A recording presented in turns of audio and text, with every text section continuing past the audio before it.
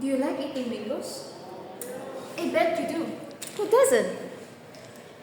The Mangifera indica, or mango, known in Filipino as manga, is a national fruit of the Philippines. But did you know that mangoes are seasonal? They only bear fruit once a year. So, how is it possible that mangoes are available everywhere? It is all thanks to an amazing Filipino scientist, Ramon Cabaños Barba. Ramon Cabanos Barba was born on August 31, 1939 in San Nicolas, Ilocos Norte. He was the youngest of four children. His father was a lawyer and his mother was a homemaker. His grandfather was an official of the Bureau of Plants and Industry, which likely influenced his interest in agriculture. He earned a Bachelor's of Science in Agriculture from the University of the Philippines, Los Baños, before attaining a Master's of Science in Horticulture from the University of Georgia. While at UGA, he studied flowering of plants using potassium nitrate as his variable. Soon after graduating from UGA, Ramon attended and earned a doctorate in plant physiology from the University of Hawaii. Barba has always been interested in the problems of mango production. Mangoes were commercially a neglected fruit, a very seasonal fruit.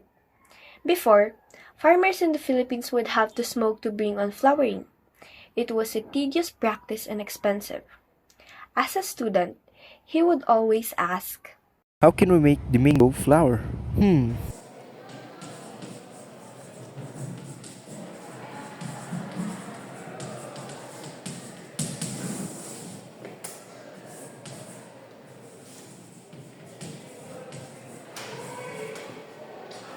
Through research, Barba discovered that ethylene gas played a role in inducing flowering.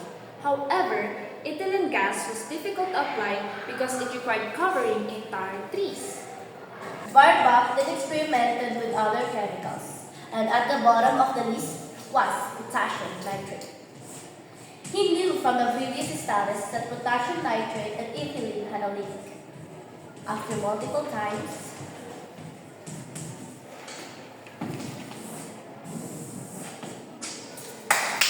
it worked! Congrats, Doc!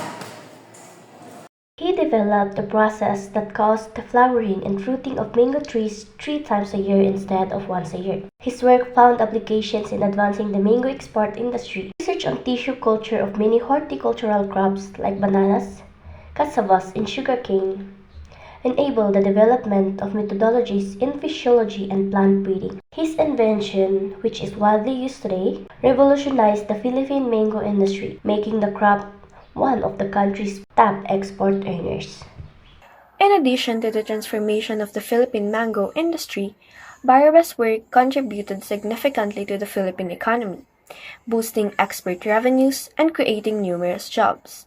It enhanced the livelihoods of the countless farmers and their families. By increasing the productivity of fruit trees, his work contributed to improve food security. His contributions led him to being named a National Scientist of the Philippines, highlighting the importance of his work to the nation. So, what do you like most about the Barba? Oh, his contribution enabled mango trees to flower and bear fruits 3 times a year. And I mean, how can I enjoy my favorite food all year round if it's not for you? I read an article earlier, and he is really inspiring though. What I admire most about him is his belief that creativity is something that can be developed. He shared how his professors encourage his ideas even if his grades weren't the best. So it reminds me that success is not just about being the smartest in class, but about thinking differently and finding ways to solve problems. I agree. Yes, the idea was even rejected. When he proposed studying the use of Epifon to induce male flowering, his idea was dismissed as a waste of resources and duplication of an existing study. But Gopar's perseverance took him.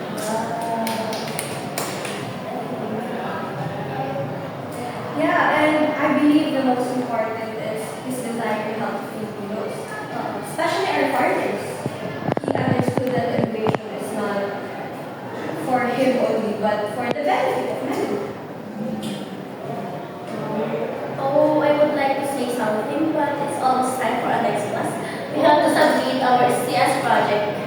already.